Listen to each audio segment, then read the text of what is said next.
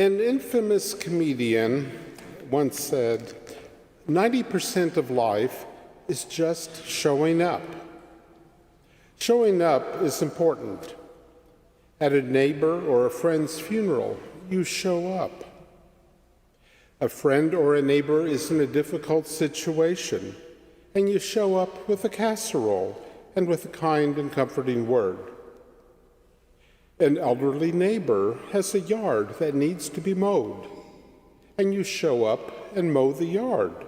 Maybe like Jody's neighbor there, Chris, that has a zero-turn lawnmower. And on a happier note, you're invited to a wedding, and you show up. In Matthew's Gospel this morning, some people didn't show up at a wedding, and things didn't go so well. To recap, the parable is told about a king who is planning to throw a wedding feast for his child who is getting married. The guests are all duly invited and preparations are made. When the big day arrives, no one is showing up. The king sends out his slaves to round up guests, all to no avail.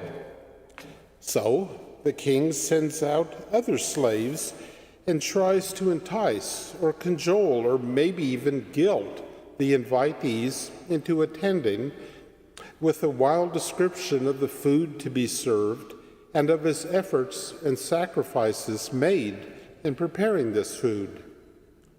Some of those invited mocked the king's offerings, and they went back to their day-to-day ordinary lives, one to a farm, one to a business. Other invitees were less indifferent to the king's entreaties. They tortured and even killed the king's slaves. By this time, the king had had enough of these ungrateful and disrespectful people, who, I presume, were part of the favored crowd of the day, the elite of society, who would have depended on the king's generosity for their livelihood. These people were no longer worthy of the king's favor. So the king sent his slaves out into the streets to gather all that they could find to fill the wedding hall. In Luke's telling of this parable, the king told the slaves specifically to bring in the poor, the crippled, the lame, the blind. After doing so, there is still room available for more. So the slaves were sent out again, but this time to the roads and the lanes, and they were told to bring in anyone. Just bring them in. That was the important thing. And they did, and the king's house was filled. As for those that did not heed the king's call, none of those would taste the king's dinner. Now, note, all were gathered in, the favored, the disfavored, the poor, the crippled, the blind, the lame, the good, and the bad. And just whoever happened to be in the way or along the way. The wedding banquet was therefore no longer meant for a chosen few. At that point, the king had bypassed societal norms and took everyone in. The kingdom of heaven is open to all. If the parable stopped there, the message would be rather an obvious one. The kingdom of heaven that has been rejected by the chosen is now offered to all, the good and the bad, the rich and the poor, and so on and so forth. The end. However, there is a second part to this parable. The people have gathered, and the party was well underway. And I imagine the people were having a good time. That is, until the king entered the scene. There was someone there that was not wearing a wedding robe.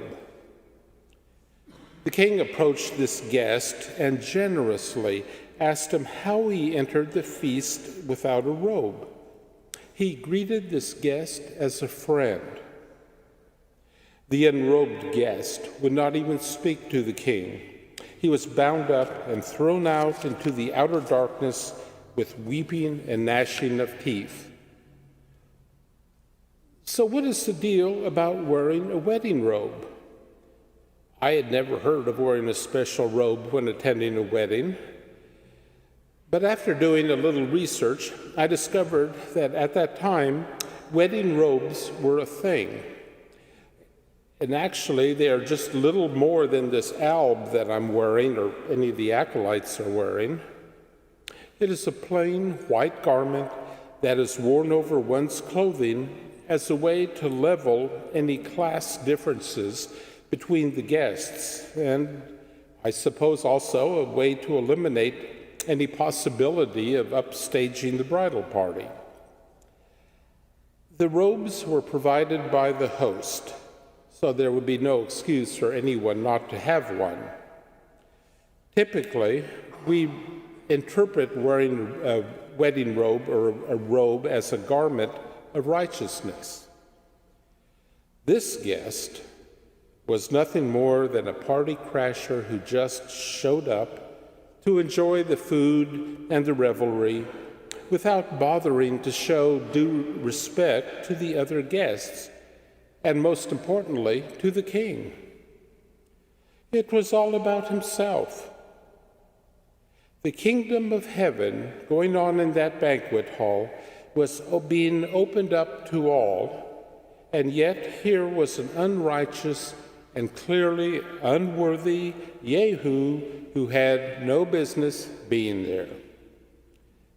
By showing such disrespect, such people, even though they were invited and showed up, were not worthy of the kingdom of heaven. The parable then ends rather cryptically with what seems to be a succinct summarization. For many are called, but few are chosen. Well, what does that mean? It may seem rather dire. There are many guests that were called to the banquet, the king's former friends, no doubt. But then later on, many other guests were called, and they did attend, and did so in a righteous and worthy manner. But only a few are chosen?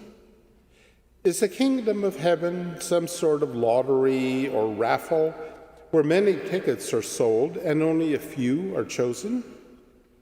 It would seem that the kingdom of heaven is statistically out of the reach of many who are called. A better way to look at this, perhaps, is to consider that those answered the call, to consider those who answered the call. Those in the initial round of invitations were called, but they did not answer the call. The poor, crippled, blind, and lame, the good, the bad, they answered the call, and they chose to accept the invitation. Many were called, but only a few chose to righteously answer that call. We here are being called to be an example of the kingdom of heaven right here in Topeka. And are we choosing to be righteous and worthy in answering that call? Recently, here in our town, we have had a tragic event that occurred which shows that things are not as they should be. And just in the past week, world events are not much better. And both impact our lives right here today. Are we showing up to answer that call? If so, what about the other 10% besides just showing up? And by 10%, I don't mean to just put in a plug for the stewardships campaign. But are we answering that call with righteous and worthy actions, as did the guests, except for that one, who attended the wedding feast? Our calling as Christians is to be the kingdom of heaven to those that are called to the feast, and all are called to the feast. Amen.